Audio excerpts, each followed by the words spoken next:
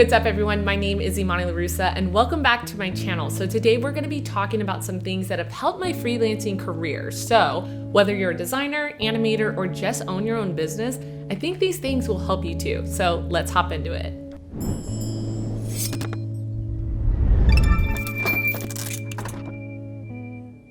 The first thing we're going to talk about is scheduling, specifically using the app called Calendly. It makes it super easy to set up meetings with people and clients without having to go back and forth about, what about this day? What about this time? That time doesn't work for me. You can put in the times that you're available through your work hours and they can set a meeting through that.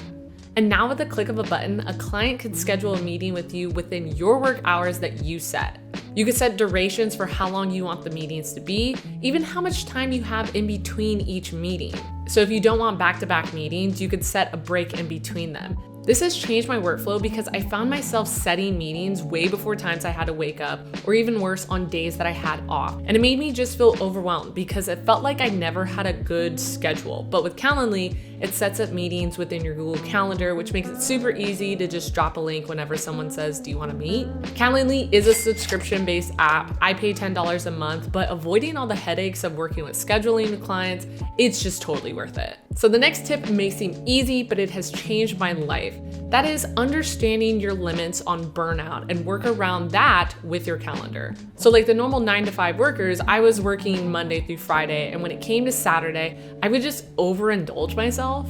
Clothes. Treat yourself. Fragrances. Treat yourself. Massages. Treat yourself. Mimosas. Treat yourself. Fine leather goods. Treat yourself. And then when it came to Sunday, I would get the Monday scaries that made me even barely enjoy it because I knew I had a whole 5 days of work ahead of me. With the flexibility of freelancing, I've been able to set up a system to break up more of those work days. So I do 3 days working and then 1 day off. And it has changed my working life completely. By the time it takes for me to take a break, I still have energy so that I can focus on relaxing. How I managed this was by creating my own calendar. So I suggest having a physical calendar as well as a digital calendar. Just having it in my office, it just is kind of like a reminder or a manifestation of what I gotta do for the day. But the idea is to create a calendar that is specialized to you.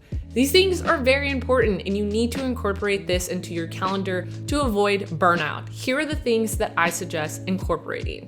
1, realistic timelines for how many days you can work. 2, how many days you need to relax, and I mean off the computer. If you set this day to not work, do not work. There may be times where you have to work overtime on a project, totally normal, fine, but you also gotta make sure that you relax overtime too. You need to compensate the time that you overwork to your relaxation. It's all a part of the job to make sure that you have a good state of mind when you're working. And number 3, the thing to include into your calendar is a motivation and design days. These are days where you aren't working and you're spending time looking at references and learning. So watch a new tutorial, watch one of my tutorials. Create these habits as a freelancer. It's just crucial because you aren't working on a normal work schedule, so you have to create a little more structure within your timeline. So before we hop into this last tip, I first wanna say I make these videos to help artists like yourself and also up and coming artists. So every video moving forward, I will have a donation link to help get computers to kids in underserved communities. So make sure to check that out. So lastly, the tip that has helped change my freelancing life is using QuickBooks Self-Employment. Being that I didn't have a CFO until 2 years ago, I was using QuickBooks Self-Employment for everything to manage all my business and personal transactions. It makes it super easy to track my purchases and to write off things, and it even tracks my mileage through my phone. Whenever I do my taxes now, I just hand over my profit and loss statements, and it just makes it super easy.